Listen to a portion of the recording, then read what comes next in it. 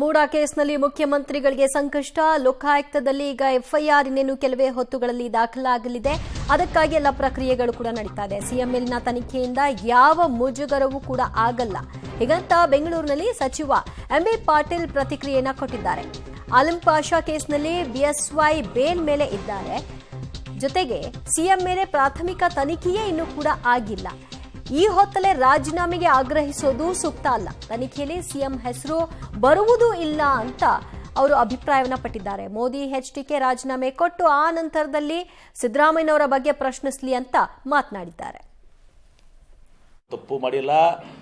ಇವತ್ತು ಅವರ ಏನು ಕಾನೂನು ತಂಡ ಏನು ಹೇಳ್ತದ ಆ ಪ್ರಕಾರ ಎನ್ಕ್ವೈರಿ ನಡೆಸಬೇಕಾದ್ರೆ ಎನ್ಕ್ವೈರಿ ಯಾಕೆ ಯಾವುದರೇ ಫೈಲ್ನಾಗ ನೋಟಿಂಗ್ ಇದೆಯಾ, ಯಾರಿಗಾರೆ ಪತ್ರ ಬರೆದಿದ್ದಾರ ಬಿಡಿ, ಅದನ್ನು ಬಿಡಿ. ಯಾರು ಮೌಖಿಕವಾಗಿ ಸದಕ್ಕೆ ಯಾರು ನಮಗೆ ಸಿಎಂ ನಿರ್ದೇಶನ ಕೊಟ್ಟಿರತ್ತೆ ಅಲ್ಲಿ ಕಂಪ್ಲೇಂಟ್ಸ್ ಇದಾವ?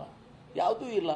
ಯಡಿಯೂರಪ್ಪ ಅವ್ರು ಬೇಲ್ ಮೇಲಿದ್ದಾರೆ. ಒಂದು ಅಲ್ಲಿ ಅಲ್ಲಂ ಪಾಷಾ ಕೇಸ್ನಲ್ಲಿ ಬೇಲ್ ಮೇಲಿದ್ದಾರೆ, ನಾಟ್ ಟು ಅರೆಸ್ಟ್ ಅಂತ ಹೇಳಿ ನನ್ನ ಮನೆ ಕೊಟ್ಟರು. ಅಲ್ಲಂ ಪಾಷಾ ಬರೆದ ನಂತರ ಕೊಟ್ಟರು. ಒಂದು ಕೇಸ್ನಲ್ಲಿ ನಿರಾಣಿ ಅವರು ಒಂದು ಇದು ಕೊಟ್ಟರು, ನಾಟ್ ಟು ಅರೆಸ್ಟ್ ಅಂತ ಹೇಳಿ ಬೇಲ್ ಮೇಗಿದ್ದಾರೆ. ಇನ್ನೊಂದು ಕಡೆ ಇನ್ನೊಂದು ಇಲ್ಲಿ ರಾಜ ಕೇಸ್ನಾಗಿರೋ ಬೇಲ್ ಮೇಗಿದ್ದಾರೆ. ಇವರೇನು ಮಾತಾಡ್ತಾರೆ ಯಡಿಯೂರಪ್ಪ ಅವರು? ಸಿದ್ದರಾಮಯ್ಯನವ್ರದ್ದು ಇನ್ನೂ ಪ್ರಾಥಮಿಕ ತನಿಖೆ ಆಗಿಲ್ಲ. ನಾನು ಭಾಳ ಸ್ಪಷ್ಟವಾಗಿ ಹೇಳ್ತೀನಿ, ಪ್ರಾಥಮಿಕ ತನಿಖೆ ಆಗಿಲ್ಲ. ಅವರು ತಪ್ಪಿಸ್ತ್ರ ಅಲ್ಲ, ಅವರು ತಪ್ಪು ಮಾಡಿ ತನಿಖೆ ಆದಮೇಲೆ ರಾಜೀನಾಮೆ ಕೊಡ ಅಲ್ಲ. ತನಿಖೆ ಆದಾಗ ಏನೂ ಬರೋದೇ ಇಲ್ಲಲ್ಲ, ಎದಕ್ಕೆ ರಾಜೀನಾಮೆ